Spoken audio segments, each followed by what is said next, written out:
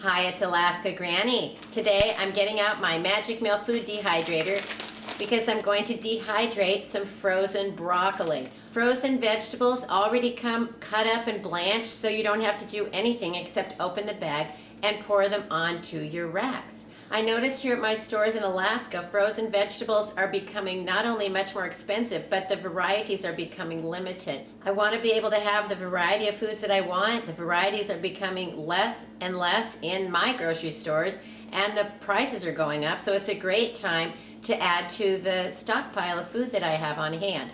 You know, you can put them in the freezer for a while and they're going to store there nicely, but say your freezer is full or they've been there too long, it's an option to take them out, dehydrate them, then they're in a shelf-stable form and they can live in your pantry in a sealed-up container. My dehydrator comes with wire racks, which are nice, but I find that things get stuck on them and small things fall between them. So I bought these silicone mats. They fit right onto the trays and then nothing sticks. You can see how flexible they are. And then when you want to remove the food, you just pick up the mat and the food just slides right off. They're great. These are small bags, so each bag should fit on one tray. You want to spread them out so they're in a single layer. And isn't it sad there's hardly any of the florets? There's tons of stems, but you can't tell when you're just looking at the bag.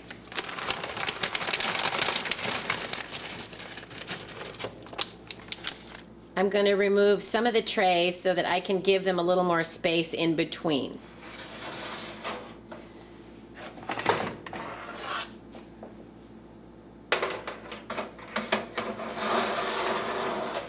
According to my Magic Mill directions, broccoli is a soft vegetable, so it goes in at 113 degrees. Dehydrate them until they're brittle, and it can take 6 to 20 hours. I guess it depends on not only the size of your pieces, but also on any humidity in your air.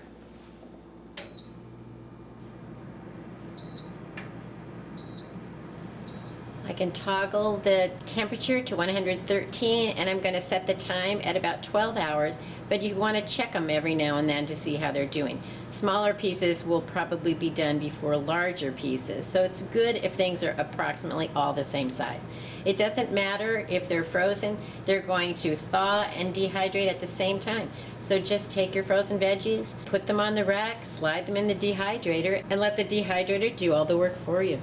Because the dehydration time can vary depending on the food that you use and the humidity in the area where you are, figure out what works for you. Put it on for a longer time and you can always go back and check it.